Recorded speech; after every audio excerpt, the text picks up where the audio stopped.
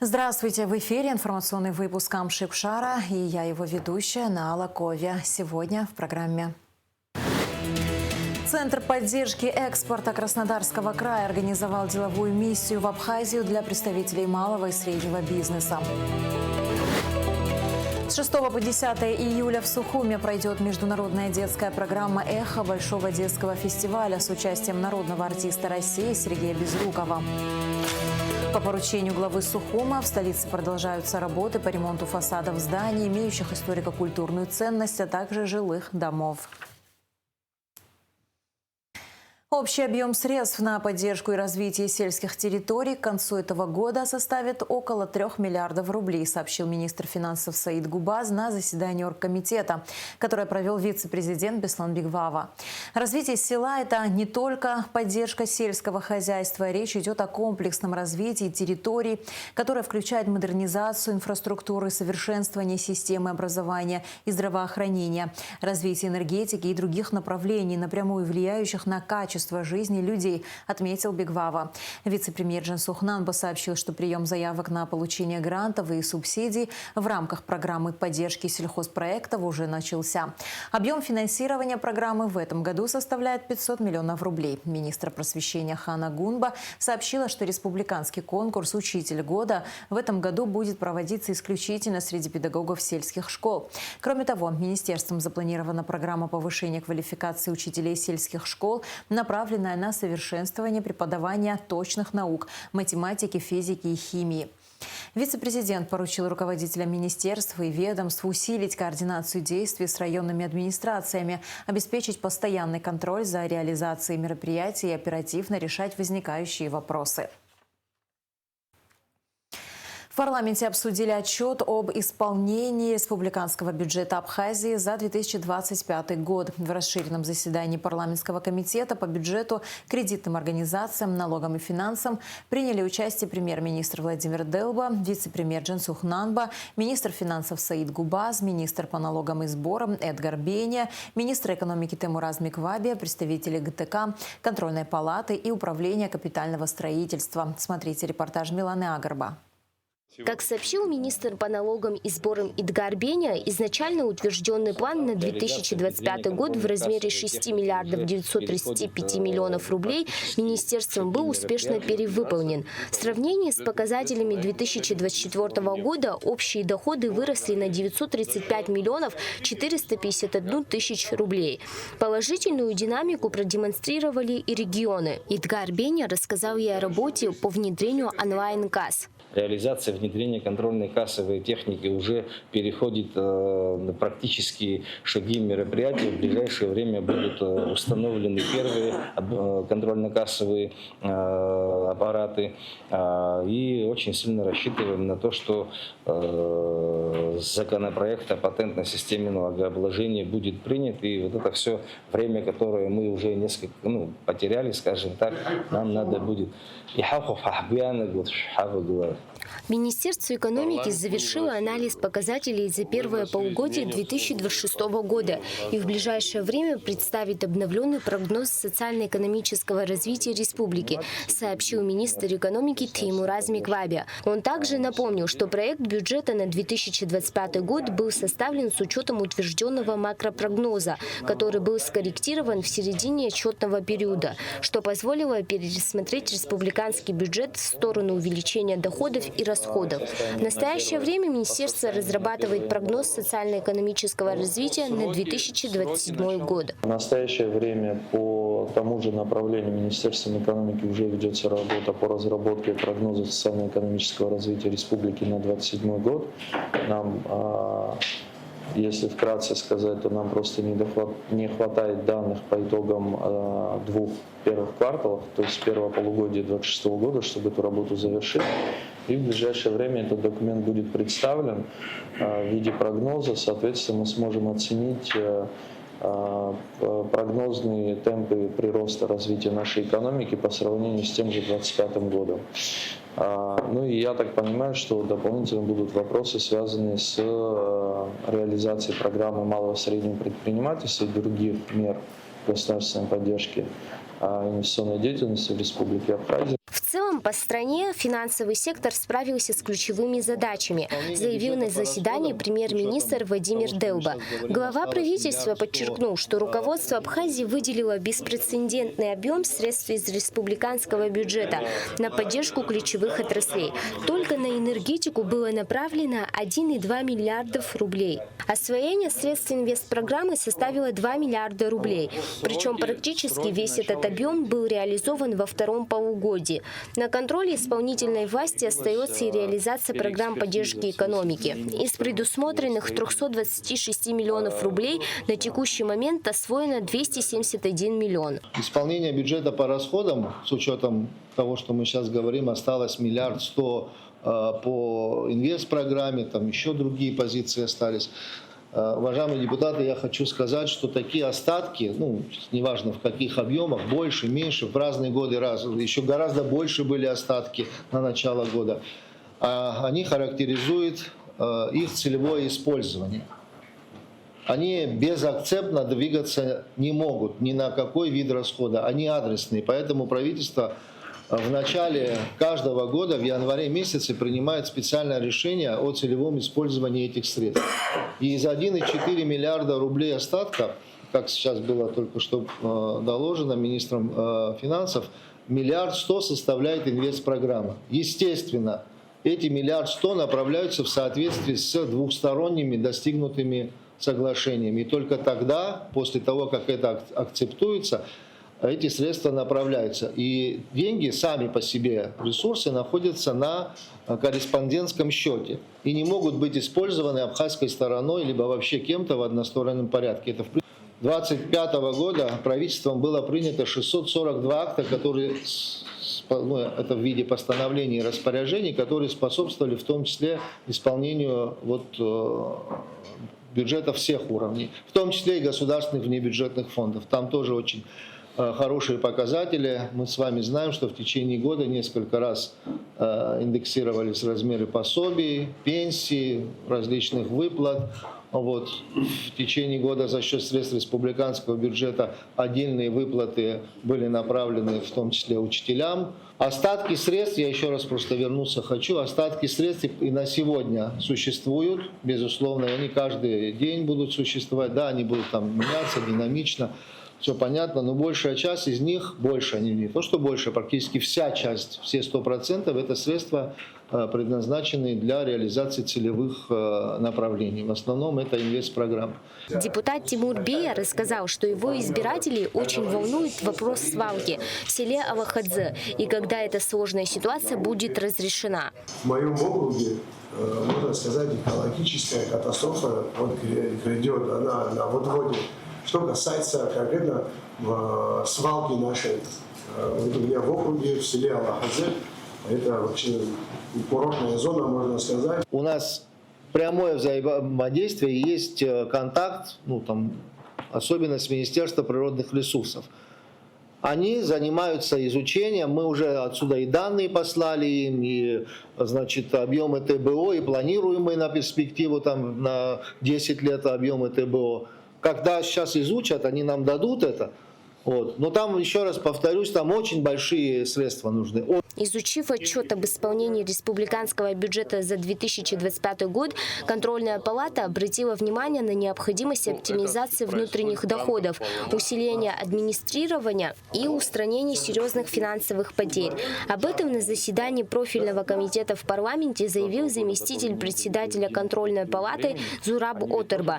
Еще одна системная проблема – управление госсобственностью. Те арендные договора, которые были приняты в 2000-2003 годах, которая стоимость аренды, допустим, 200 000 рублей, она осталась на том же уровне. Бывает, что эти суммы тоже не платят. Но когда бывает министерство, когда в аренду берут собственность, получается, частник сдает ее в 5 раз выше.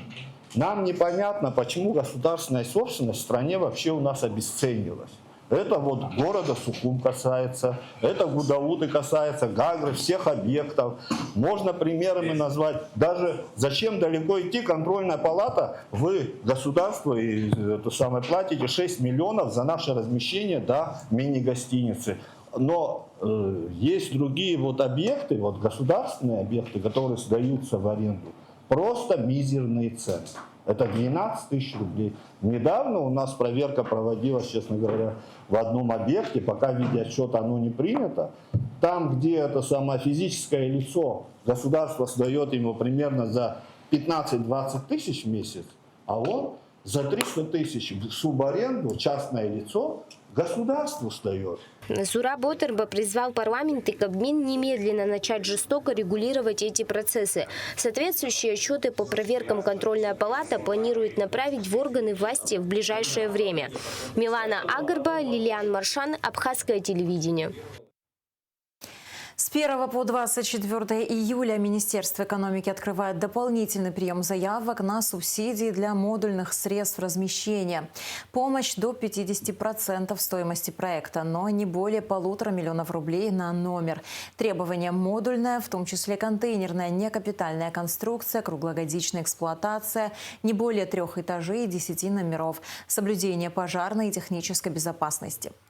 Говоря непосредственно о программе поддержки малого и среднего предпринимательства, необходимо отметить, что реализуется она в соответствии с указом президента об утверждении программы поддержки МСП на период 2026-2028 годы. Значит, в рамках программы предусмотрен в том числе механизм поддержки предпринимателей, реализующих проекты по созданию модульных некапитальных средств размещения, которые зачастую именуются глэмпингами. Что из себя это средство размещения представляет? Это комфортное, отвечающее требованиям круглогодичности средство размещения, направленное на наиболее комфортабельное времяпровождение там туристов, нежели при типичной истории с кемпингами или палаточными средствами размещения или же каркасными домиками. В программе могут принимать участие индивидуальные предприниматели и юридические лица. Размер субсидии составляет до 50% общей стоимости инвестиционного проекта, но не более 1,5 миллиона рублей на один номер общей конструкции или на отдельно стоящий домик, который в данном случае проходит как один номер. Центр поддержки экспорта Краснодарского края организовал деловую миссию в Абхазию для представителей малого и среднего бизнеса, и она началась активно. Первая встреча прошла в торгово-промышленной палате Абхазии. В ней участвовали предприниматели из Краснодарского края и Московской области. Подробности в репортаже Гугуцы Вардания. Президент ТПП Инар Ладария открыл встречу напутственными словами. Организация нацелена на всестороннюю помощь бизнесу Абхазии и гостям, которые приезжают развивать сотрудничество в республике. Торгово-промышленная палата готова всемирно содействовать. Коллеги открыты. Любой ваш вопрос, что-то, может быть, вас интересует там, в законодательстве, я не знаю, там, пошлины какие-либо, да, вот все, что касаемо законодательства, оказания содействия. Торгово-промышленная палата всегда была, есть и будет открыта для наших друзей, для бизнеса нашей братской России. ТПП сегодня принимает сразу 2 делегации предпринимателей из Краснодарского края и Московской области. Они рассказывают о себе и делятся планами с абхазскими коллегами. Представлены компании из различных отраслей. Для нас это многоотраслевая бизнес-миссия. Это пищевая отрасль, это строительная, косметика, медицина и многие другие. С ними на протяжении ближайших 3 дней будет возможность познакомиться более плотнее. Надеюсь, встреч с бизнесом Абхазии будет много, они будут продуктивные, будут контракты, что будет свидетельствовать о развития экономического потенциала между нашими странами. По словам Надежды Волковой, главы отдела международного сотрудничества Центра поддержки экспорта Кубани, товарооборот между Абхазией и Краснодарским краем в 2025 году составил $118 миллионов. Это на 12% больше, чем годом ранее. Экспорт из Кубани вырос на 8%, а импорт из Абхазии в край сразу на 30%. 2025. Если говорить о наших прошлых бизнес-миссиях, у нас, получается, заключили контракты компании на поставки текстиля для гостиниц, строительных материалов, удобрений, безалкогольной продукции, напитков. Также ведутся переговоры с контрагентами. Кроме того, идут переговоры о закупках квадроциклов и других товаров. Волкова отметила, что кубанские компании очень любят абхазское направление. И это неудивительно. Удобная логистика и расчеты в рублях делают сотрудничество привлекательным. В этой миссии участвуют делегации 6 компаний. Программа обещает быть насыщенной. Деловые переговоры между абхазскими и российскими компаниями, встречи с торговыми представителями России, контакт с бизнес-ассоциациями и профильными союзами предпринимателей, а также выезды на предприятия. С огромным удовольствием приезжаем в торгово-промышленную палату. Здесь, как нигде, умеют встречать. Чувствуется, во-первых, высокий уровень культуры Абхазии. И, правда, те советы, которые вы даете, те рекомендации, которые вы даете, они всегда максимально полезны и продуктивны для наших компаний. Итог встречи – ясный сигнал. Экономические связи между двумя странами крепнут. Сделки уже заключены, а впереди серьезная работа по расширению взаимной торговли. Гугу Савардания, Дэвид Маргия, Абхазское телевидение. Энвер Ажиба возглавил Ассоциацию писателей Абхазии. Новый руководитель писательской организации был избран на внеочередном заседании ассоциации, которое прошло в конференц-зале Абхазского института гуманитарных исследований имени Гулия. Энвер Владимирович Ажиба – известный абхазский поэт, прозаик, публицист и журналист. Досрочные выборы председателя ассоциации проводились в связи с безвременной кончиной Владимира Зантария, возглавлявшего писательскую организацию с 2024 года. 169 выпускников школ Абхазии поступят в АГУ без экзаменов. Подведены итоги школьной олимпиады «Путь к вершинам-2026». 11 десятиклассников рекомендованы к зачислению в следующем году. Всего в олимпиаде приняли участие 628 выпускников и 100 десятиклассников, для которых участие в проекте было организовано впервые. Высокие результаты показали 49 учеников сельских школ, а лидерами по числу победителей стали Сухум, Гагарский, Гудаутский районы. С 6 по 10 июля в Сухуме пройдет международная детская программа «Эхо Большого детского фестиваля» с участием народного артиста России Сергея Безрукова. В программе спектакли в театре Искандера, кино, анимация, творческие встречи и мастер-классы для детей и подростков. В рамках этого фестиваля для жителей открывается уникальная возможность увидеть спектакли лучших детских театров России. Проект проводится при поддержке президента Абхазии и Министерства культуры Российской Федерации. Вход на все мероприятия свободный. К нам приедут театры из Москвы, из Воронежа, из Нягани, это Ханты-Мансийский округ, там очень известный, замечательный театр, из других городов и покажут спектакли, которые сегодня являются таким, скажем, образцом российского театрального искусства для детей. Это спектакли лауреаты Большого детского фестиваля. А сам Сергей Безруков 6 июля в 19 часов и 7 июля в 11 часов представит на сцене Государственного русского театра драмы имени Фазилия Искандера спектакль «Маленький принц» со спектаклями замечательных детских театров. И, кстати, один из спектаклей 7 июля пройдет в Новом Афоне во Дворце культуры имени Аргун. И мы тоже приглашаем зрителей обязательно посетить спектакль в Новом Афоне. Будет специальный формат БДФ-книга, в рамках которого состоятся встречи с писателями, которые пишут сегодня для детей, произведения для детей. Эти встречи состоятся в Центральном выставочном зале. Временный мост на 54-м километре автодороги Бзыбя-Уатхара введен в эксплуатацию. Работы по обустройству обходной переправы проводились с 18 по 24 июня в связи с ранее выявленным аварийным состоянием основного моста. Руководство Рицинского национального парка просит водителей соблюдать осторожность при проезде. По поручению главы Сухума в столице продолжаются работы по ремонту фасадов зданий, имеющих историко-культурную ценность, а также жилых домов. Специалисты восстанавливают декоративные элементы, подбирают цветовые решения, соответствующие первоначальному облику строений. При этом используются современные материалы и технологии, позволяющие не только вернуть фасадам эстетичный вид, но и обеспечить их долговечность. Параллельно ведутся работы на жилых домах, устраняют трещины, обновляют штукатурку, приводят в порядок балконы и оконные проемы. По обращению главы администрации к индивидуальным предпринимателям и бизнес-сообществу приступили к работам по ремонту фасада зданий напротив ЖД вокзала.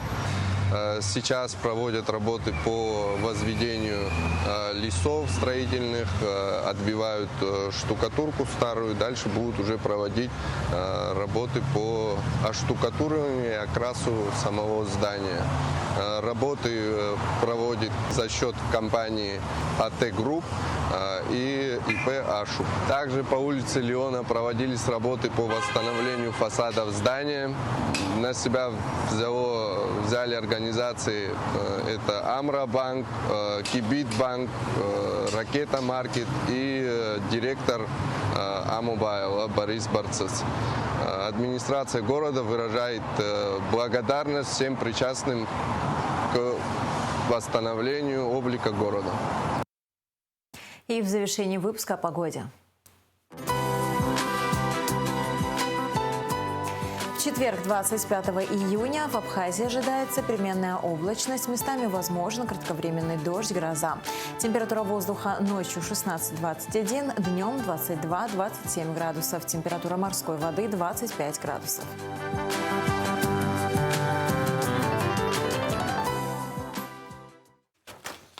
На этом наш выпуск завершен. До скорых встреч в эфире.